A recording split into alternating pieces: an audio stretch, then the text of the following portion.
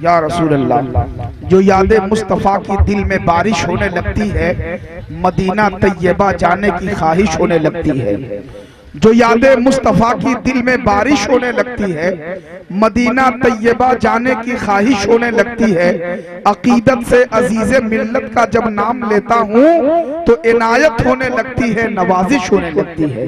बड़े अदब व एहतराम के साथ सरकार हुजूर अजीज मिल्लत की नाम की बरकतें हासिल करने के लिए हजरत के शायान शान एक खूबसूरत नारा लगाए, नारे तकबीर, नारे रिसालत, शहजादे हुजूर हाफिज़े मिल्लत।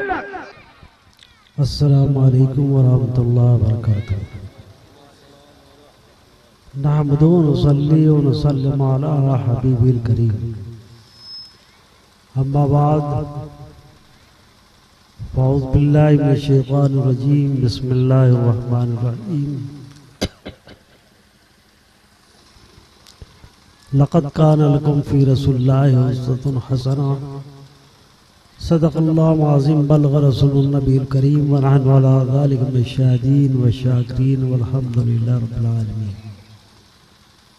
अल्लाहुम्मा सल्लि अला सय्यिदिना मौलाना मुहम्मदिन माली जुद वल करम व अला आलिहि व बारिक वसल्लिम। सलातु व सलामुन अलैका या रसूल अल्लाह। चमक तुझसे पाते हैं सब पाने वाले।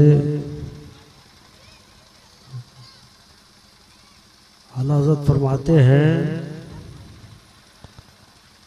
सरकार की बारगाह में अरीज़ा पेश करते हुए, चमक तुझसे पाते हैं सब पाने वाले, मेरा दिल भी चमका दे चमकाने वाले। बरसता नहीं देख कर अब्र रहमत। जब बारिश होती है तो बंजर पे भी बारिश होती है, पत्थर पे भी बारिश होती है, और खेती वाली ज़मीन जो है उस पर भी बारिश होती है। वो तकसीम नहीं करती है कि मैं बंजर पे नहीं बरसूंगी। तो बारिश का मामला यही है। मिसाल दी है आला हज़रत ने समझने के लिए हम लोग शान रिसालत क्या है। बरसता नहीं देख कर अब्र रहमत, बदों पे भी बरसा दे बरसाने वाले। आपकी बारिश जब अब्र रहमत से हुई है, फारूक इब्न खत्ताब फारूक आजम हो गए, अबू बकर सिद्दीक सूरज हो गए हैं। लोग चमकने लगे, हरे भरे हो गए, गुलशन हो गए। बरसता नहीं देख कर अब्र रहमत, बदों पर भी। आला हज़रत अपनी तरफ, आपको ये थोड़ी है कि तान करके सीना थोड़ी जाएंगे सरकार की बारगाह।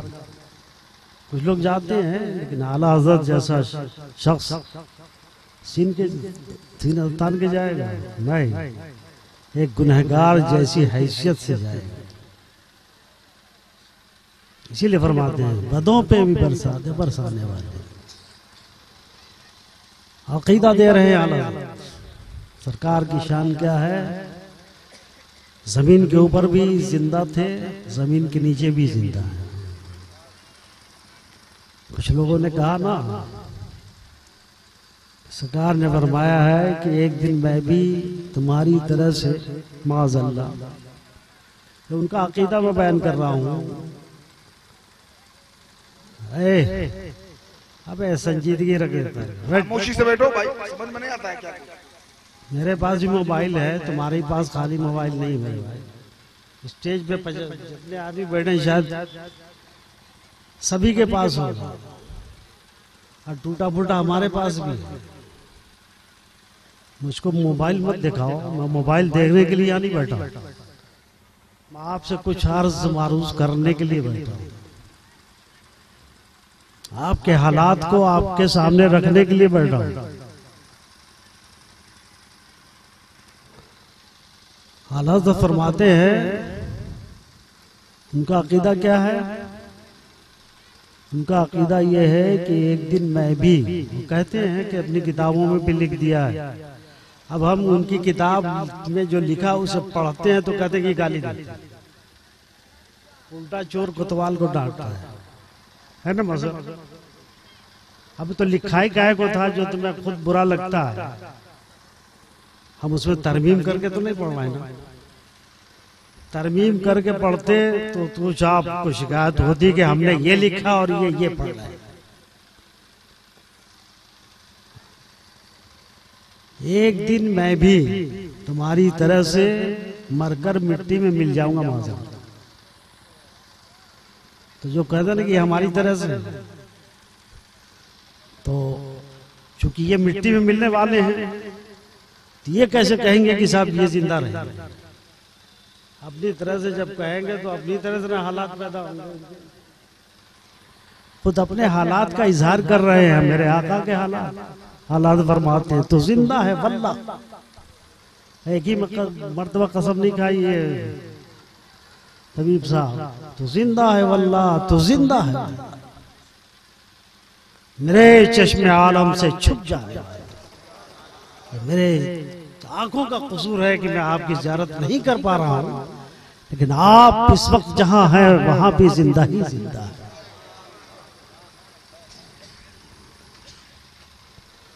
तो यही अकीदा हम सबों को रखना है।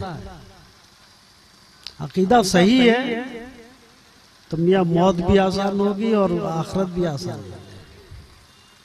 इसलिए आला हज़रत की बारगाह से तो ईमान को जला मिलती है ना। तो हमें शऊर जिंदगी दे रहे हैं, शऊर बंदगी दे रहे हैं, शऊर अकीदा दे रहे हैं, अपनी फिक्र दे रहे हैं कि हमारी ये फिक्र है।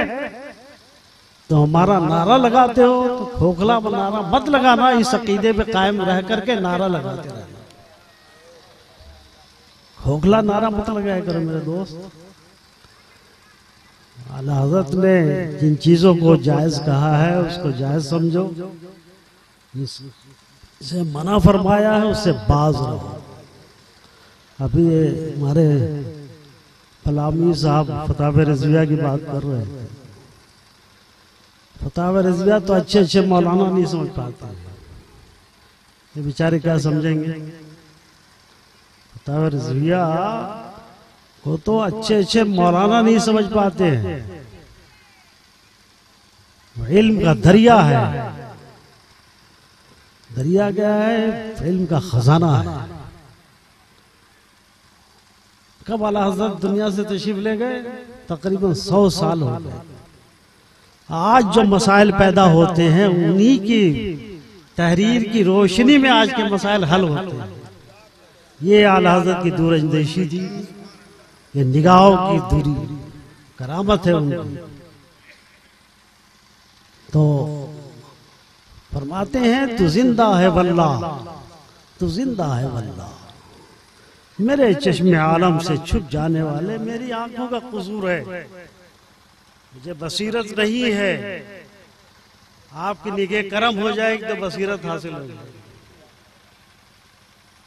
मेरा कसूर है, आप जैसे ऊपर थे वैसे नीचे, कोई फर्क नहीं।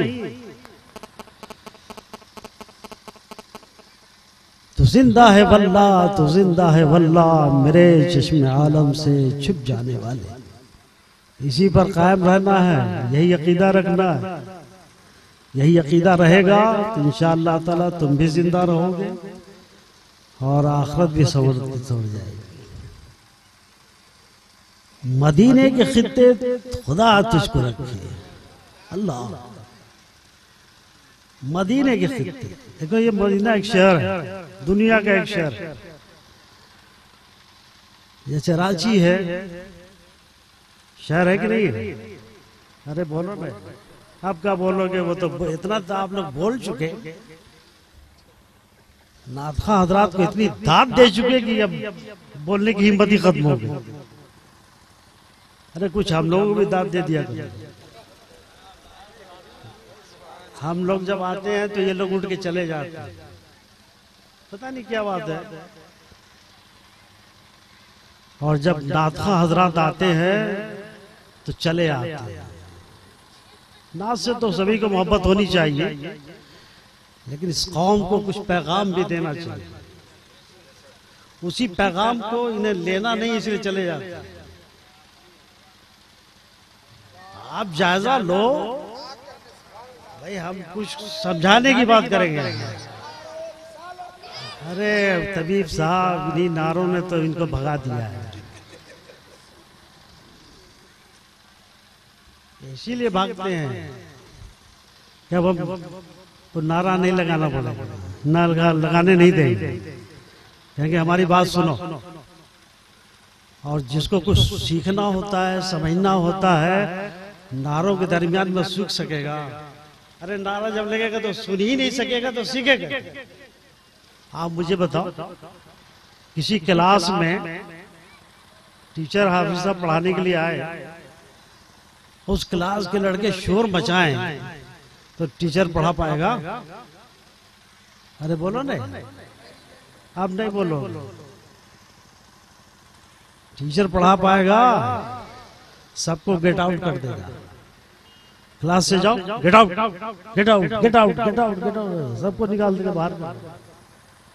इसलिए कि जिनको गेट आउट कर रहा है वो सीखने के लिए आए, पढ़ने के लिए आए, कुछ जानने के लिए आए। और जानने, सीखने, पढ़ने के लिए संजीदगी चाहिए। अब आप मुझे बताओ, ये हमारे बुजुर्ग हैं बैठे हुए, दादा पोता वाले आदमी हैं, ये कहां जाके पढ़ेंगे? हाफिज साहब उनका दाखिला करेंगे आप? नहीं। आखिर दीन कहां सीखेंगे? मैं आपसे पूछता हूं, कहां ये सीखेंगे? और यही लोग जो बैठे हुए हैं, क्या हाफिज साहब सबका दाखिला लेंगे? नहीं लेंगे। तो आप लोगों के लिए कोई ऐसी दरसगाह चाहिए ना, जहां दीन सीख सके, जहां ये सीख सके कि ये जायज है कि नाजायज है। मुसलमान के लिए जरूरी है कि नहीं? बोलो जी। न सीखने की वजह से आज हमारा नौजवान कानों में बाली पहनने लगा। पहनता कि नहीं पहनता? बोलो। आप मुस्कुरा रहे हो, रो। आपके बेटों का हाल ये है, चाहे वो किसी चीज की भी बाली हो, हराम है मर्द के लिए। शौक से सोने का फूल टाइप का भी पहन लेते हैं। इस सोच से आप कहां जाओगे? जहन्नम के जेवरात आपको पिन्हा दिए जाएंगे, अज़ाब इलाही में मुब्तला हो गए। आज जो हम मुसीबतों परेशानियों में उलझे हुए हैं, उसके का नतीजा यही सब है। हमने माहौल को अपना लिया है, जिसकी इताअत और फरमाबरदारी कुरान फरमाता है, उसे छोड़ करके हमने आज के दुनियादारों की पैरवी करना शुरू कर दिया है, जिसकी वजह से आज हम दुनिया में ज़लीलो ख़ार हो रहे हैं। डॉक्टर इकबाल ने बहुत पहले कहा था, तबीब साहब, मुझे शेर व शायरी से तो कोई शगफ है नहीं, लेकिन हालात के पेश नजर को शेर सुनाने, लेकिन ना तरन्नुम से नहीं सुना, तरन्नुम आते ही नहीं। गलत रवि से मनाजिल का बहुत बढ़ता है। गलत रवि से देखो, हमारी रविश, हमारी राह की समत किधर है, वो भी आखिर में बताऊं। आज हम गलत रवि में चल रहे हैं, गलत रास्ते पे चल रहे हैं, इनके उनके पीछे भाग रहे हैं। इसने जैसा बाल बना लिया, हमने वैसा बाल बनाना शुरू कर दिया। क्या चंद साल पहले ऐसे ही बाल हमारे नौजवानों के रहते थे? तो मालूम था कि जैसे कबूतर के लिए वो छत्ता बनाते हैं ना, उतारने के लिए छतों पर, वैसे ही बाल बना रहे। क्या खूबसूरती है उसमें, मुझे बताइए, क्या उसमें हुस्न है? कुरान फरमाता है इंसानों के लिए, लक़द खलक़नल इंसान फी अहसन तक़वीम, हमने इंसान को बेहतरीन शक्लो सूरत में पैदा किया। ये ऊंचे ऊंचे बाल कौन सी खूबसूरती पैदा कर रहे हैं, मुझे आप बताइए। और नौजवानों से पूछना चाहता हूं, कौन सी खूबसूरती तुम्हारी में आ गई जो ऐसे ऐसे बाल निकाल रहे? तुम्हें कुदरत ने खूबसूरत पैदा किया और तुम उसको बिगाड़ रहे हो। गलत है। सीधे साधे बाल रखो आसानी से, और हरदम से हमारा माजूना इसे जलता रहता है जैसे पंखा जल रहा हो। आज साहब पंखा जलता है इसी से। तो जो शख्स इसी से करता रहेगा, क्या वो मामला को हल कर सकता है? सोचो मेरे भाई, हालात आपके सामने कैसे हैं। उन हालात का सामना क्या आप यूं करके भावनाओं को झाल करके हल कर सकते हो? नहीं कर सकते। तो मैं इन सबको छोड़ करके उस राह पे चलना होगा जिस राह को कुरान ने दिखाया है। बाल कह रहे हैं गलत रवि से मनाजिल का बहुत बढ़ता है, मुसाफिरों रविश कारवां बदल डाला। मुसाफिर, हम मुसाफिर हैं, दुनिया में आए हैं, मुसाफिरत हमारी है। मुसाफिर जो होता ना, बहुत दिन नहीं रहता है मुसाफिर, चंद रोज रहता है। और 15 रोज की अगर नियत कर लेगा तो वो मुकीम हो जाएगा। देखो शरीयत ने भी मुसाफिर की मुद्दत कितनी रखी है, कभी गौर किया? 15 रोज पूरे हुए, कसर खत्म, अब आप मुकीम हो गए। और ये समझते कि हम सैकड़ों साल रहेंगे। मुसाफिर हो, दुनिया में ऐसे रहो जैसे सरकार ने फरमाया ना, दुनिया में ऐसे रहो जैसे मुसाफिर रहता है। मुसाफिर आता है, चंद रोज ठहरता है, काम बना चल दिया, रुकता नहीं है, अपनी मंजिल की तरफ जाता है, वापस आता है, अपने घर की तरफ आता है, अपने बच्चों की तरफ आता है। इसी तरीके से तुम इस दुनिया में रहो। जब तुम इस दुनिया में रहोगे कि हम चंद रोज के लिए दुनिया में आए हैं, तो सोचोगे कि चंद रोज की जिंदगी को हम कामयाबी से हमकिनार कैसे कर सकते हैं। इकबाल इसी को कह रहे हैं, गलत रवि से मनाजिल का बहुत बढ़ता है, मुसाफिरों रविश कारवां बदल डालो। जगह जगह के तुम्हें थक चुके हैं हंगामे। अरे कितने हंगामों का सामना करोगे मेरे भाई? किससे जागोगे? किस हंगामे से जागोगे? हर लम्हा तुम्हारे लिए एक हंगामा है। जगह जगह के तुम्हें थक चुके हैं हंगामे, निशात लज्जत ख्वाबे गिराम बदल डालो। अब आओ इसके हल की तरफ। सफीना जाके किनारे से लग तो सकता है, सफीना जाके किनारे से लग तो सकता है, हवा के रुख पे चलो बादमा बदल डालो। तुम खुशकिस्मत हो मुसलमानों, अल्लाह तबारक व तआला ने तुम्हारी हवा का रुख मुतय्यन किया है। कुरान फरमाता है, लक़द काना लकुम फी रसूलिल्लाहि उस्वतुन हसना। तुम्हारे लिए रसूलुल्लाह का उसवा हसना काफी है, उनकी जिंदगी पाक काफी है। किसी की तरफ मत देखो, किसी की तरफ मत चलो, किसी के पीछे मत चलो, रसूलुल्लाह के पीछे चलो। रसूलुल्लाह के नक्शे कदम को ले लो। कुरान पर मारा नहीं, उनकी जिंदगी को सामने रखा है, न किसी नाचने वाले की जिंदगी को रखा है, न किसी नचने और गाने वाले को रखा है। रसूलुल्लाह की जिंदगी को रखा है। वही हमारी जिंदगी का एक सहारा है और हमारे लिए कामयाबी का जरिया है। सफीना जाके किनारे से लग तो सकता है, उसी वक्त लगेगा। हम अपनी मंजिल में कामयाब उसी वक्त होंगे जब नबी करीम सल्लल्लाहु ताला अलैहि वसल्लम के नक्शे कदम पर चलेंगे, उनकी सुन्नतों को अपनाएंगे, उनके तरीके को अपनाएंगे, उनके अंदाज को अपनाएंगे, उनकी फिक्र को अपनाएंगे, उनके माहौल को अपनाएंगे, उनके मामलात को अपनाएंगे, उनकी शरीयत को अपनाएंगे, उनकी सुन्नतों को अपनाएंगे। कोई और जरिया नहीं है कामयाबी का, सिर्फ रसूलुल्लाह की जात पाक है, वही कामयाब कर सकती है।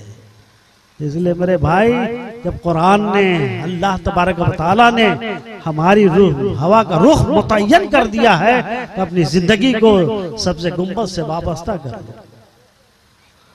तो आला हज़रत फरमाते हैं मदीने के खित्ते खुदा तुझको रखे, गरीबों फकीरों को ठहराने वाले ये मदीना मुनव्वरा। अल्लाह अकबर, यह मुनव्वरा हो गया है, वरना ये यसरब था, बीमारियों का गहवारा था, लोग बीमार होते थे।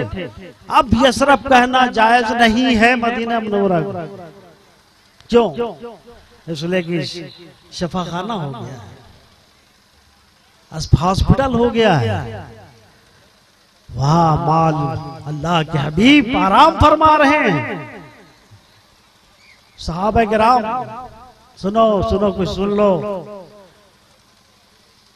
नगमे और तरन्नुम तो बहुत सुना है, कुछ घुड़कियां भी सुन लो यार।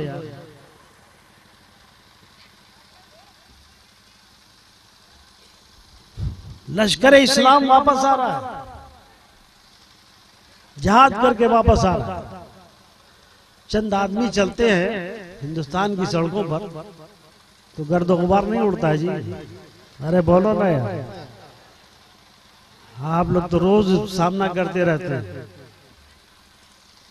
अच्छी सड़क से हम आए, जैसे इधर मुड़े इन्होंने हमारा इस्तकबाल ऐसी सड़क पे किया जहां गड्ढे ही गड्ढे थे, धूल उड़ रही थी।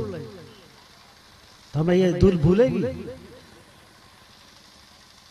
तो चंद आदमी चलते हैं तो धूल उड़ती है, तो क्या करते हैं आप?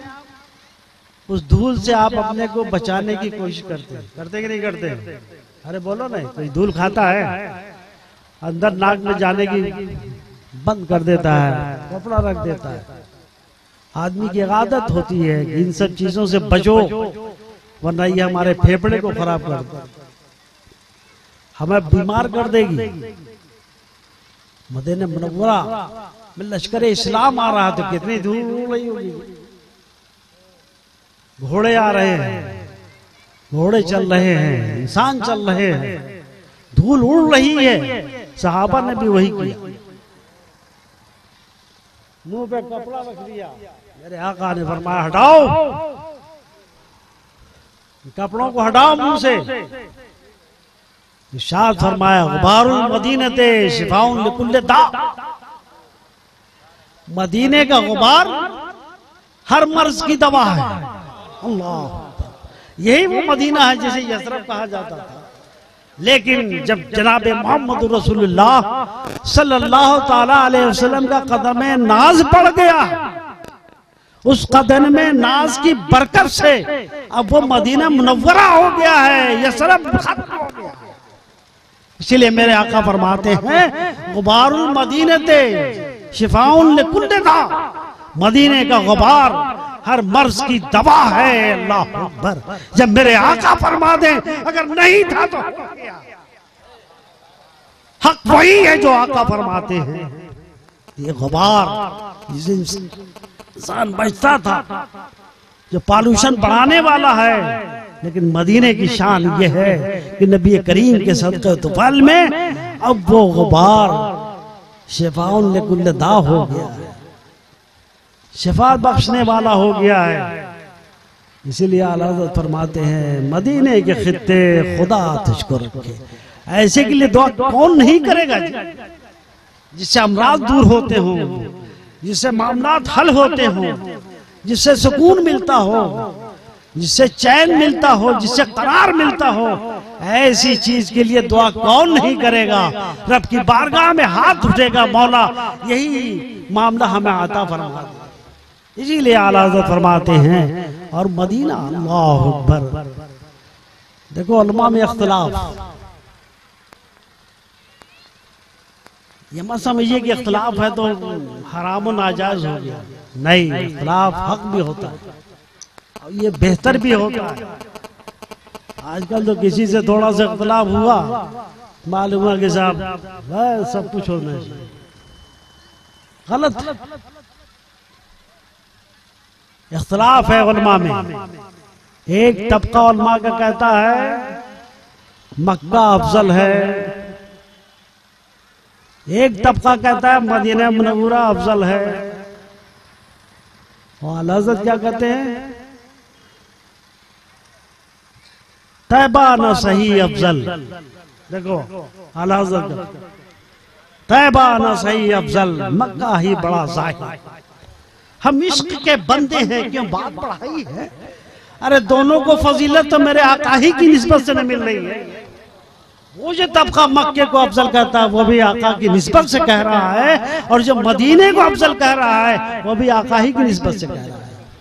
इसीलिए आला हज़रत फरमाते हैं तैबा न सही अफजल, मक्का ही बड़ा जाहिद। जाहिद के हवाले कर दिया मक्के। हाँ, हम इश्क के बंदे हैं, हम इश्क के बंदे हैं, हम तो इश्क के गुलाम हैं। हमारा इश्क उस जात से है जिसने दोनों को फजीलत बख्शी है। तुम्हारी निगाह में तो दोनों अफजल हुए, कोई तफरीक नहीं, कोई फर्क नहीं, इसलिए कि दोनों को मेरे आका ही की निस्बत से फजीलत हासिल है। तो आला हज़रत ये फरमाते हैं तैबा न सही अफजल, मक्का ही बड़ा जाहिद। हम इश्क के बंदे हैं कि बात बढ़ाई है। अरे मक्का अगर अफजल है तो इस वजह से वो भी फजीलत यही गिनाते हैं कि सरकार यहाँ तशरीफ लाए थे, इतने जमाने इतने अरसे तक यहाँ तशरीफ फरमा रहे, सरकार ने यहाँ तवाफ किया है, सरकार ने यहाँ सजदे किए हैं, ये सारी चीजें। अभी एक साहब शेर पढ़ रहे थे ना, हज़रत हमारे फारूक रज़ियल्लाहु ताला ने संगे असद को खिताब किया, फरमाया हज़रत हमारे फारूक का इश्क देखो मियाँ, है संगे असद तो पत्थर ही तो है। अरे हम तुझको इसलिए चूमते हैं कि हमारे आका ने चूमा है। जो कुछ भी मामला है आका की निस्बत से है, वरना तू एक पत्थर की इज्जत रखता है। बहरहाल चूमना तो साबित हुआ ना, चाहे इस पहलू से चूमो, आए चूमने का सबूत, चाहे उस पहलू से चूमने का सबूत, चूमो ना। जब पत्थर को चूमा जा सकता है तो उस कब्र को क्यों नहीं चूमा जा सकता है जहां महबूब खुदा आराम कर रहा है। लेकिन अपनी हैसियत भी देख ले कि मैं चूमने के लायक हूं कि नहीं। आला हजरत ने इसलिए मना फरमाया है कि जरा संभल करके रहा करो। चूमो ठीक है, जायज तो हो सकता है, लेकिन तुम इस लायक हो चूमोगे? किसी मजार को चूमने के लिए मना फरमाया है। जब चूमने जाओगे तो सजदे की शक्ल भी बन सकती है, लोग शुभे में पढ़ सकते हैं कि कहीं सजदा तो नहीं कर रहा। तो आला हज़रत ने मना फरमाया है कि एहतियात बरतो, मत। इसलिए हम सबको बचना चाहिए, जहां शुभात पैदा हो वहां से अलग थलग रहना चाहिए। ये नहीं कि जाकर के वही बसर मारने लगो, मना। तो मदीने के खित्ते खुदा तुझको रखे, फकीरों गरीबों को ठहराने वाले। यहाँ कोई भी तफरीक नहीं है कि फलां साहब आएंगे, जैसे बात जगह है ना इबादत गाहों में यह है कि ये बिरादरी नहीं आ सकती, ये बिरादरी आए, तफरीक है ना। लेकिन मदीने की शान ये है कि मालदार भी आए, ताजदार भी आवे, जो भी आना चाहे, मुफलिस और नादार आना चाहे, उसके लिए भी सुकून और इत्मीनान की इजाजत है, कोई रुकावट नहीं है। अब अदब लिहाज, अदब एहतराम आला हज़रत सिखा रहे हैं। अरे सुनो, हम हैं कि साहब इस मजलिस में भी ऐसे ही बैठते हैं जैसे सियासी मजलिसों में बैठते हैं, उछल कूद करते हैं, हंसते रहते हैं, मजाक उड़ाते रहते हैं, बोलते बालते रहते हैं, करते हुए नहीं करते। अभी जायजा लिया जाए इस मजमे में तो बहुत से एक दूसरे से बात कर रहे हो, सुनने की कोशिश नहीं कर रहे हो। ये कोई सियासी मजलिस नहीं है मेरे भाई, ये अल्लाह और रसूल के जिक्र की मजलिस है, समझे। सरकार से मंसूब मजलिसों का हाल, उसका अदब कुरान मजीद सिखा रहा है। बारगाह रिसालत का अदब लिहाज कुरान सिखाता है। या अय्युहल्लज़ीना आमनू ला तरफ़ऊ अस्वातकुम फ़ौक़ सौतिन नबी, एक अंदाज ये भी है, ऐ ईमान वालो रसूलुल्लाह सल्लल्लाहु अलैहि वसल्लम की बारगाह में बुलंद आवाज से मत बात करो। सरकार से गुफ्तगू करनी हो तो नर्म लहजा इख्तियार करो, अपनी आवाजों को बुलंद मत करो। और दूसरा अंदाज ये है, वला तजरू लहू बिलकौल कजहर बादिम लिबाद। अब नतीजा क्या निकलेगा अगर ये सब करोगे तो अंतबता अमालकुम अंतुम ला तशऊरून। एक दूसरे से गुफ्तगू करते हो ना, अगर मेरे महबूब की बारगाह में एक दूसरे से गुफ्तगू करो तब भी इसका लिहाज करो कि ये किसकी बारगाह है, उसमें भी तुम्हारी आवाज बुलंद नहीं होनी चाहिए। वला तजहरू लहू कजहर बादिम लिबाद। अगर ऐसा करोगे तो जानते हो क्या होगा, अंतबता अमालकुम, तुम्हारे अमाल हब्त कर दिए जाएंगे, बर्बाद कर दिए जाएंगे और तुम्हें पता भी नहीं चलेगा। पता क्या चलेगा, नामा अमाल से जब सबसे निकल जाएगी कुछ पता चलेगा। अरे कितनी नेकियां लिखी गई हैं, किसी को पता है? जब नेकियां लिखने का पता नहीं है तो हब्त करने का पता चलेगा। इसलिए कुरान फरमाया तुम तशऊरून, तुम नहीं समझ पाओ, खत्म कर दिए जाओगे, यानी बेईमान हो जाओगे, काफिर हो जाओगे। ईमान जब खत्म होता है तब अमाल उसके बर्बाद कर दिए जाते हैं। तो अदब सिखाया गया है कि ये मेरे महबूब की बारगाह है, ये गांव के चौधरी की बारगाह नहीं है। जैसे दूसरे लोग कहते हैं ना, ज्यादा से ज्यादा इज्जत दी उन लोगों ने, गांव का चौधरी कह दिया, माज़अल्लाह। अबे चौधरी क्या, अल्लाह अकबर, दुनिया मखलूक में कोई भी मेरे आका की बराबरी कर ही नहीं सकता है। चौधरी क्या चीज, पता नहीं ऐसी चौधराहट कितनी वहां जाके कुर्बान होती है।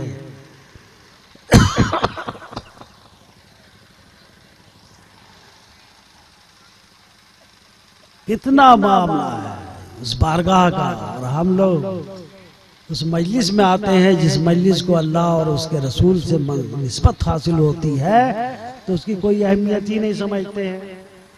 जैसे चाहे वैसे बैठे रहें, जैसे चाहे वैसे गुफ्तगू करते रहें, जैसे चाहे वैसी सोच बनाते रहें। ना सुनो, कुरान ने शोर दे दिया है और उसी अदब व एहतराम के बारे में अल्लाह फरमाते हैं, हरम की जमीन और कदम रख के चलना। ये अदब सिखा रहे हैं।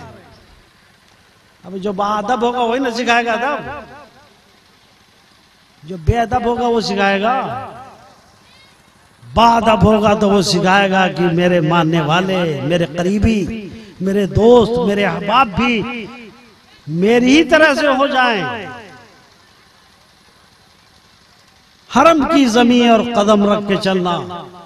अरे सर का मौका है, वो जाने वाले, ये तो वो बारगाह है।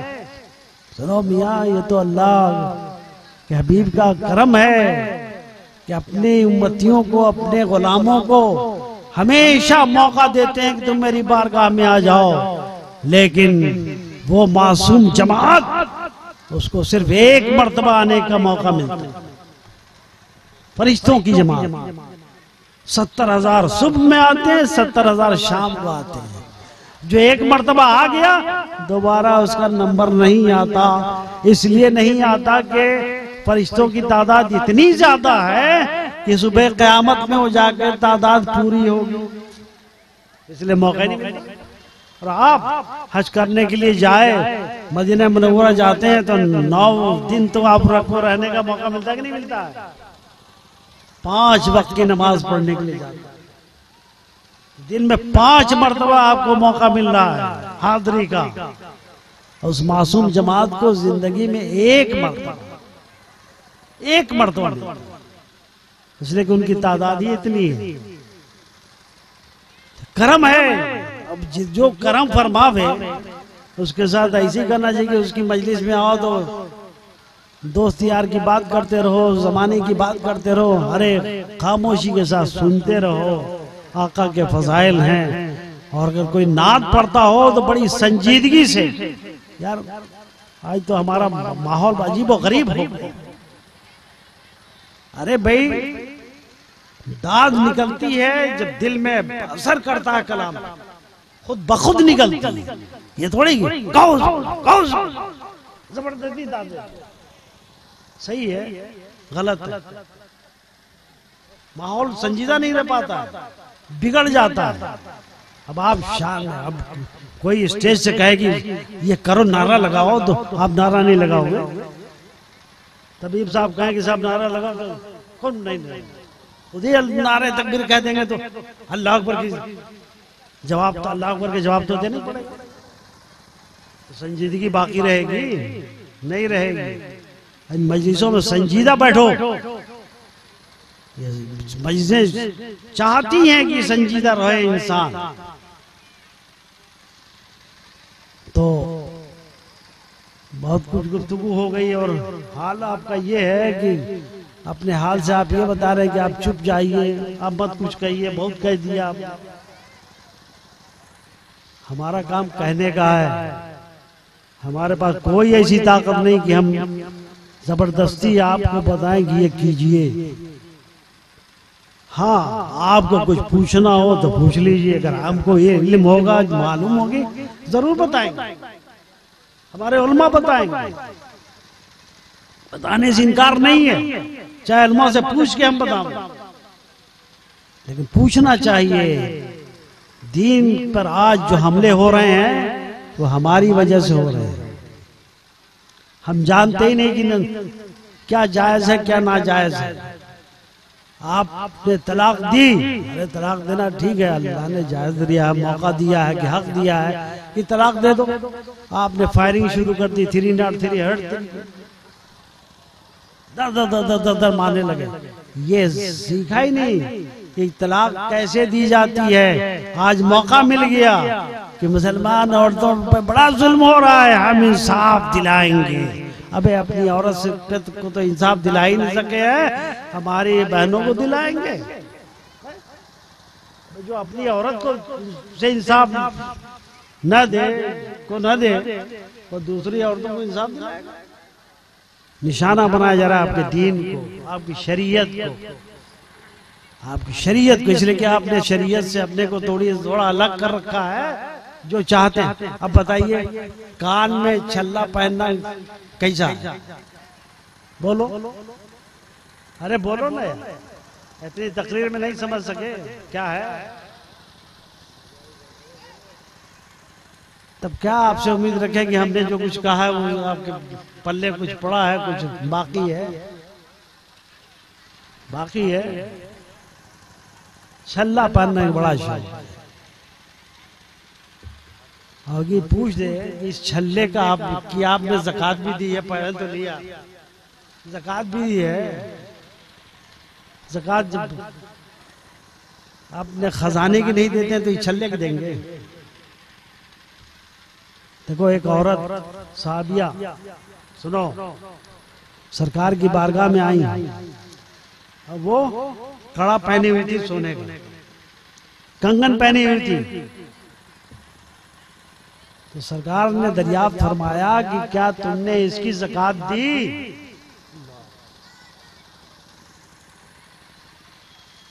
तो अर्ज करती है या रसूलल्लाह, नहीं मैंने ज़कात तो नहीं दी। आप फिर तैयार रहो कि तुम्हारे हाथों में दोज़ख की आग का कंगन पहनाया जाए। कितना सख्त है जी। दोज़ख की आग को जानते हो? अगर एक चिंगारी जमीन पे गिर पड़े ना, सारी हरियाली खत्म हो जाएगी जमीन की। और उसकी ज़कात नहीं दी है कंगन की, तो तैयार रहो, फरमाते हैं तैयार रहो कि तुम्हारे हाथों में दोज़ख की आग का कंगन पहनाया जाए। उसकी सजा ये मिलनी है।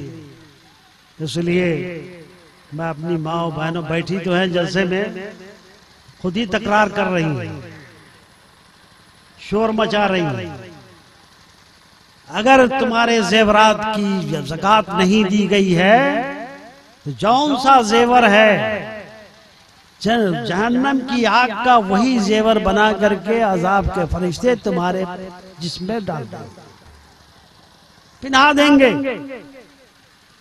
इसलिए जो तुम पहनो या अपने पास रखो, चाहे पहनो चाहे रखो जेवर, उसका भी तुम्हें ज़कात देनी है। 52.5 तोला चांदी, 7.5 तोला सोना। अब तो सोने को चांदी में बदलो तो कितना हो जाए।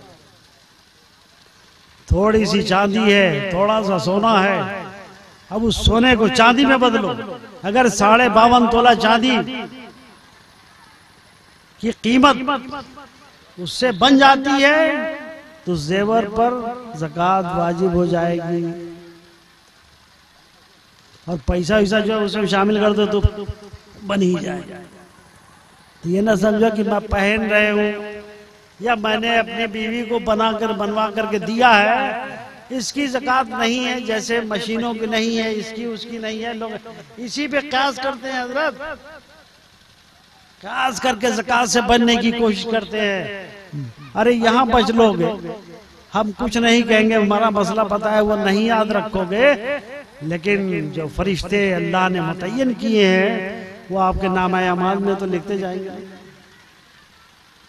और एक वबा और हमारे भाइयों में फैल रही है, फैल चुकी है, फैल रही है, फैली हुई है। सुनो सुनो सुनो, मेरी बात सुनो और अपनी उंगलियों को भी महफूज रखो। ऐसा ना हो कि कल क़यामत में इन उंगलियों में अंगूठी पिना दी जाए आग की। एक अंगूठी चांदी की 4 माशे की जायज है। और हमारे भाई लोग अपनी दौलत दिखाने के लिए इस बेचारे को पता नहीं क्यों बचा लेते।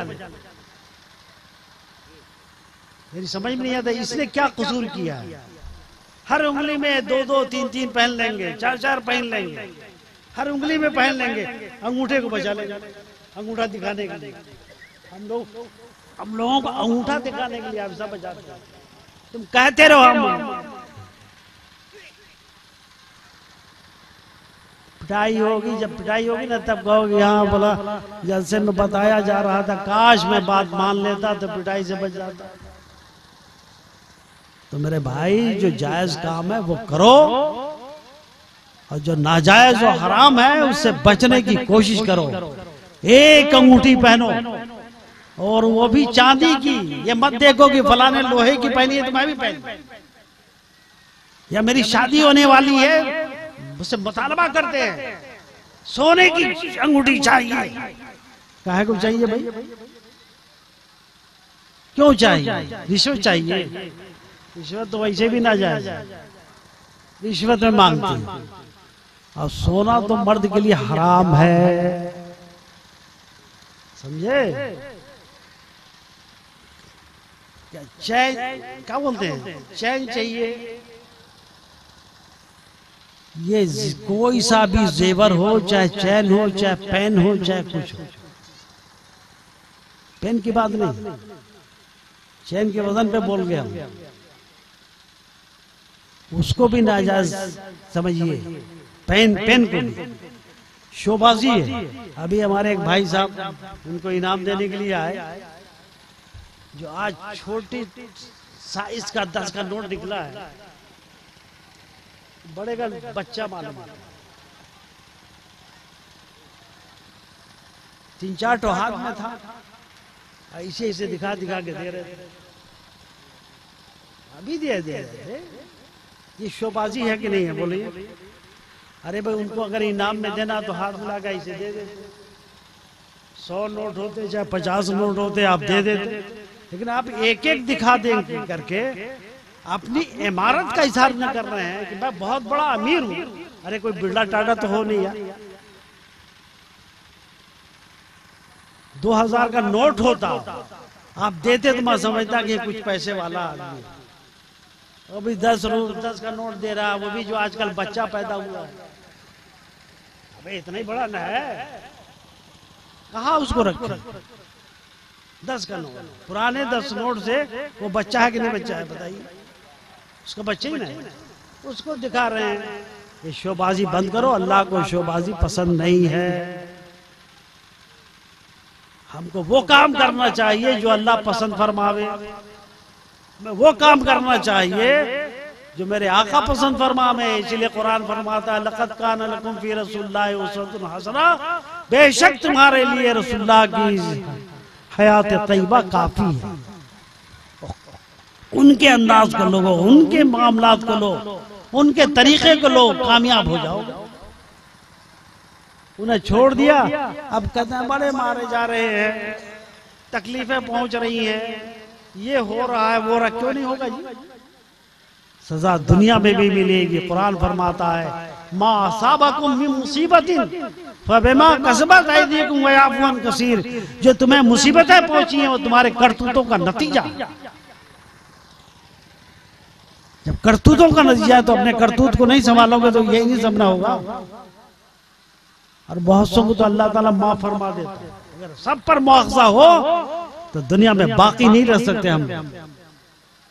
ये तो कर्म है आका का, उन्होंने हमें बाकी रखा है, फिर भी हम भूले हुए हैं, आका को भी भूल रहे हैं और अल्लाह के फरमान को भी भूले जा रहे हैं। मेरे भाई संभलो, अपने को बनाने की कोशिश करो। आप भी एक जमात हो, अपनी जमात को बरकरार रखो। अल्लाह ताला हम सबको उसकी तौफीक अता फरमावे। और जो कुछ भी बयान हुआ है, अगर उसमें कोई कसर रह गई हो, कोई कमी रह गई हो, कोई गलत बात आ गई हो, अल्लाह ताला हमें माफ फरमाए। हमने अगर कोई सख्त आपको बात कही है तो जरा अपना समझ करके कहा है कि मेरे भाई इस हालत को बदलो, ताकि आराम से रह सको, सुकून से रह सको। आज जो दुनिया के हालात हैं, हिंदुस्तान के हालात हैं, उन हालात में अपने लिए जगह बनाने की कोशिश करो, वरना आइंदा महफूज रहना बड़ा मुश्किल है।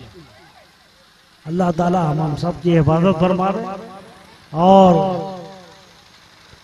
सही रास्ते पे हमें चलने की तौफीक अता फरमाए और अल्लाह अपने हबीब की सुन्नतों पर अमल करने की तौफीक अता फरमाए। एक हदीस का तर्जमा सुना करके मैं आपसे रुखसत हो जाना।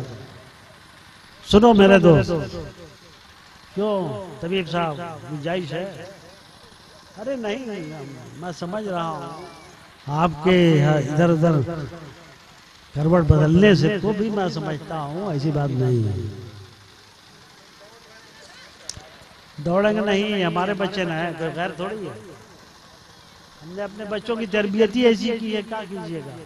मस्जिद में जाते हैं तो कबड्डी खेलते हैं, तो जब मस्जिद में कबड्डी खेलते हैं तो इस मैदान में नहीं खेलेंगे, शोर मचा। कोई भी भाई बोलने के लिए तैयार नहीं कि क्यों बच्चे समझ, उनको डांटने की डांट नहीं पाते, डांटते नहीं, शरारत कर रहे हैं, डांटेंगे तो उनके माँ बाप लड़ाई लड़ाई। सुनो, साहिब रूहुल बयान एक हदीस को नकल फरमाते हैं, उसका तर्जुमा सुनो। सरकार फरमाते हैं कि 3 कौमें मेरे चेहरे की ज़ियारत नहीं कर सकेंगी। अल्लाह,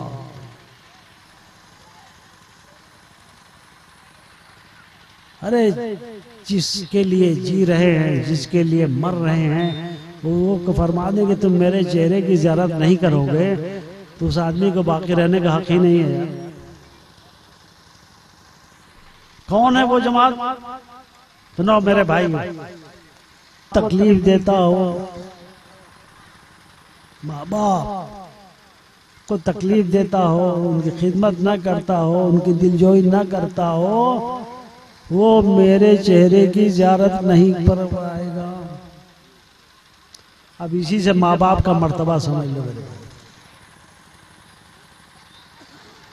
बूढ़े लोगों, आप भी गौर से सुनो, सिर्फ एक ही हाथ से ताली नहीं बजती है। वो तो ठीक है, उनको सजाएं हुई, लेकिन बच्चों की तरबियत उनको तरबियत देना ये माँ बाप की जिम्मेदारी है। इसीलिए आका फरमाते हैं ना, जब तुम मस्जिद को जाया करो तो तुम्हारे पास अगर 7 साल का बेटा है तो उसे मस्जिद ले जाया करो। कोई ले जाता है? खुद ही नहीं जाता तो ले कहे जाए, बच्चों को ले जाते हैं। क्यों फरमाया? मस्जिद जब तुम्हारे साथ जाएगा तो बच्चों की एक मेंटेलिटी होती है, जैसे माँ बाप को करता हुआ देखते हैं वैसे वो भी करते हैं।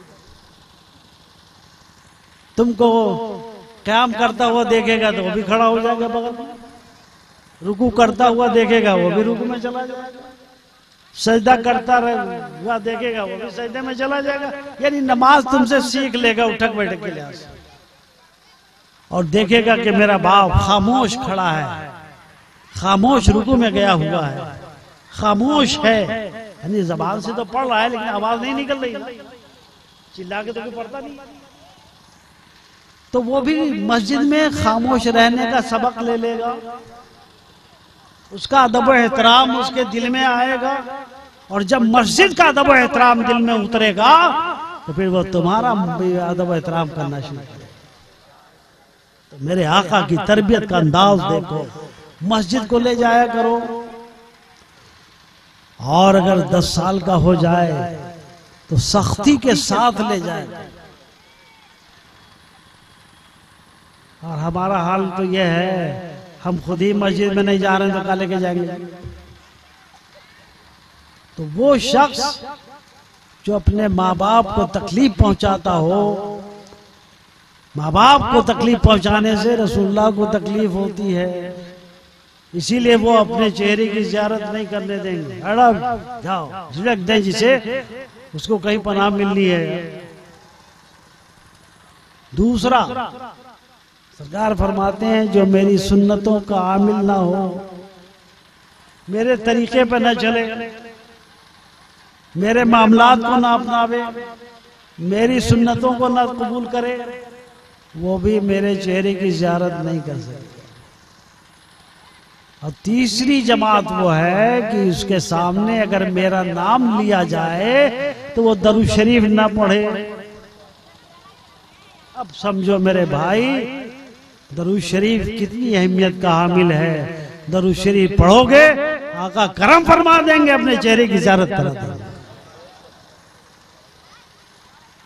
और जो उनके चेहरे की ज़ियारत कर लेगा, मियां उसकी बख्शिश नहीं होगी तो किसकी होगी? इसलिए तीनों मामलात को अपनाने की कोशिश करो मेरे भाई, निजात का जरिया बन जाएंगे और तुम्हारी कामयाबी का सहारा बनेंगे। अल्लाह ताला हम सबको इस पे अमल करने की तौफीक अता फरमाए। बस इन्हीं कलमात के साथ मैं अपनी बात खत्म करता हूँ। जी अरे भाई, अब वो सलाम कहने का ये कि आप बंद करेंगे तब ना पढ़ेंगे। अरे वो वही मैं भी कह रहा हूँ, दूर से भी इशारा किया जाता है, करीब से भी इशारा किया जाता है। चलिए अब आप लोग खड़े हो जाइए, सलाम।